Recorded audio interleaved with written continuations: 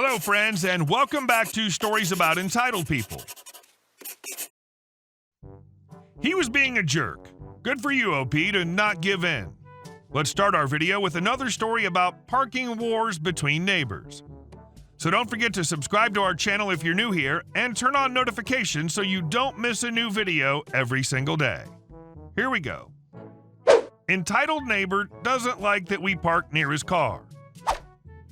Came home from a long day out yesterday, parked our car on the street, and got settled into the couch, ready to watch a movie and relax with my wife and dog.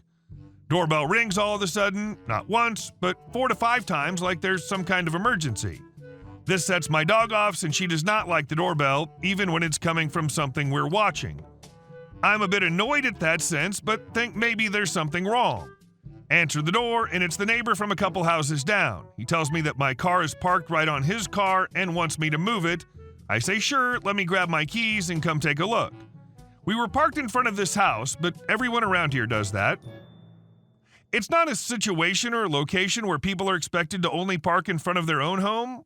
Thought that maybe my car was bumped up against his and I missed it since it wasn't a big parking spot. Get to the car, ready to move it. Guy standing in front of his door watching me make sure I move my car. This annoys me a bit, so before I move my car, I take a closer look. My car's about 3 inches from his, close but not touching his car.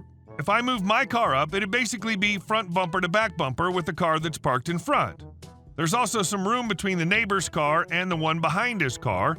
I let him know I'm not moving my car since there's not much space, but he's free to move his. Say goodnight and walk back home. This guy does really like his car, as I see him washing and cleaning it all the time. Nothing wrong with that, but it's a public street that everyone uses for parking. If you're that worried about cars parking close, there's a small parking lot by a playground around the corner that's usually half empty overnight. Use that instead. And our second story.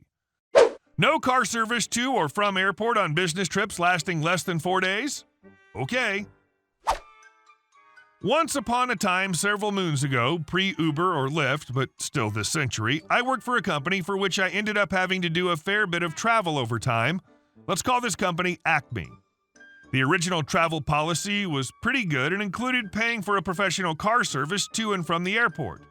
This was great because I was flying at odd hours to save the company money and, more importantly, increase face time at the customer site, which was very important. They were, shall we say, cranky? This wasn't even part of my job description. I wasn't supposed to be customer-facing, but I volunteered one time to stop in on my way back from a week-long conference to see what was going on, as the system engineer assigned to that customer had more important things to do for months. I didn't know anything technical about the part that was breaking, but I was a manager, I could take notes, and I was most importantly providing the warm body, we care experience. Yay me. Now, the airport I had been using was Logan International. As with most old-time built-in-the-city airports, it's a pain to get in and out of, more than an hour each way, but airfare saved the company money and generally more likely to get direct flights while still meeting company requirements. That didn't come to play with this customer. They were just a hop, skip, and a jump away. At some point during my tenure at Acme, some bean counter decided we were paying too much for the car service and that we were no longer to be provided with it on trips lasting less than 4 days. Are you kidding me? I'm either going to the airport really early, really late, or coming back from the airport really early, really late, or both. The last thing I wanted was to be driving an hour plus in addition and stressing driving into big city traffic. Now, I happen to have a regional airport much closer to me, much easier to get in and out of. Airport was real close to the highway. The parking was very easy to get to. It was very easy to get from parking to the terminal, short ticket line, short security line, short distance to the gate. And serviced by multiple airlines. I'm sure you all have them. The only downside is the tickets are generally $100+ more expensive than flying out of Logan. I'm sure you can see where I'm going here. We may have had a policy saying we couldn't use a car service, but there wasn't anything dictating which local airport we had to fly out of. The company ended up A, paying for my miles to and from the airport, B, $20 a day for parking in the parking garage. Why would I put my car in long-term parking for a trip lasting less than 4 days? C, my more expensive flights. I don't remember how much the car service cost at the time, but I do remember having a discussion with our admin about the relative costs and figuring out that it wound up being a net loss for the company. Yes, spending $1 to save a dime. never researching why an expenditure is what it is and what the consequences will be of changing it. Gotta love corporate expense departments. And our next story. Deli slave gets tired of being abused because crybabies are full of baloney. Unsuspecting person Chuck, not their real name, equals Upchuck, got hired into the Malwart Deli, much to their sadness. Management chumps equal chumps, abuse those who work there every day for their own reasons.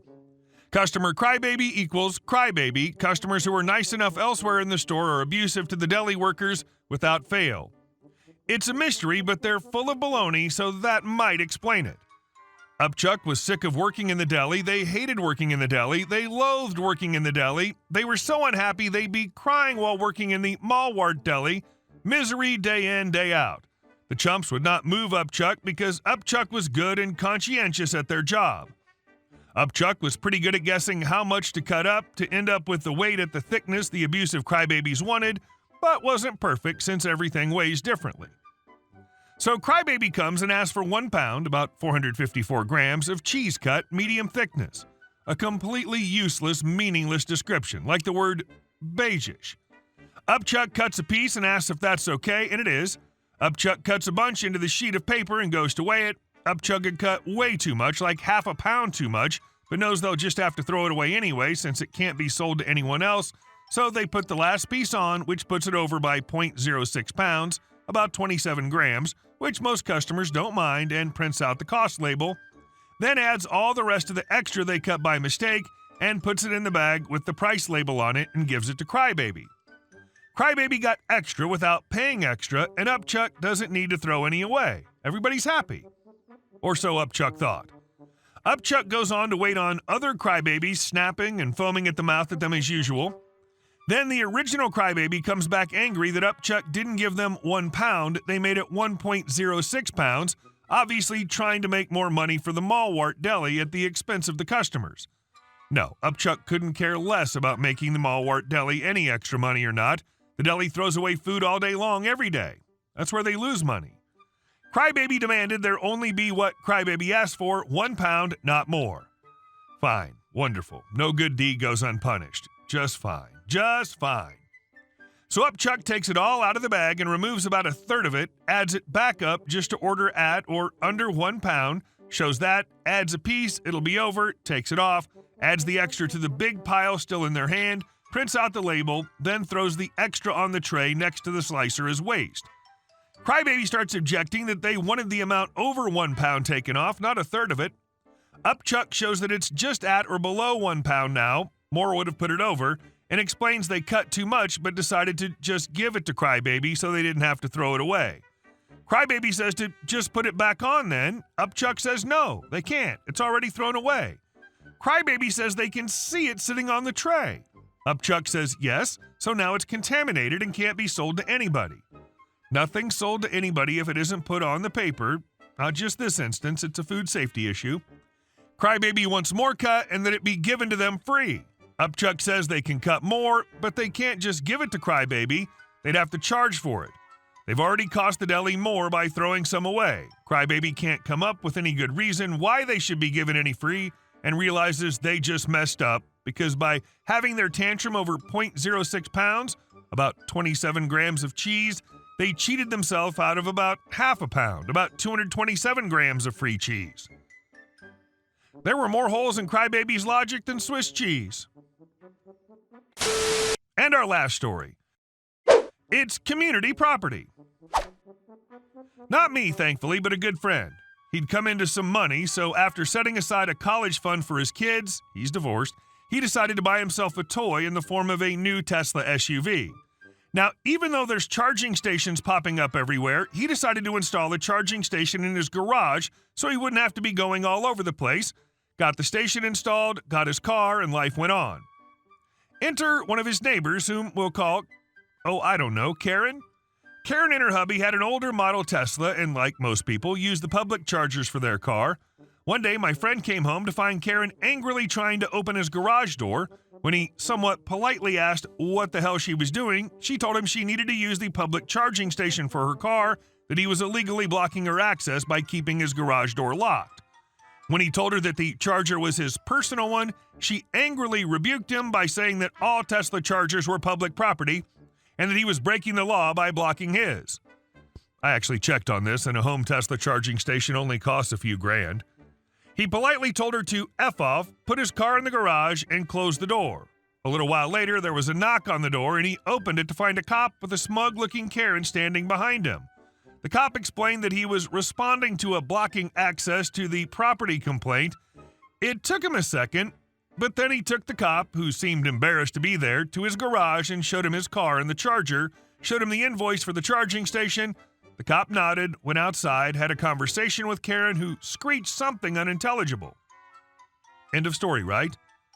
Well, one day my friend comes home to find his garage door half bashed in to the point he can't open the damn thing. He then does what any normal person would. He looked at the security feed from the cameras he had for his house, and there, in HD, was Karen psychotically hammering at his garage door with a small sledge. He calls the cops, and Karen is hauled out of her home and is facing charges of attempted break-and-enter and damaging private property. Oh, and my friend is suing her for damages to his home. Just to plug in her damn car. Too bad she didn't spend her own money on a public charging station, since it'll likely cost less than her legal fees. Hey guys, thank you all for watching the video. I'll see you in the next one.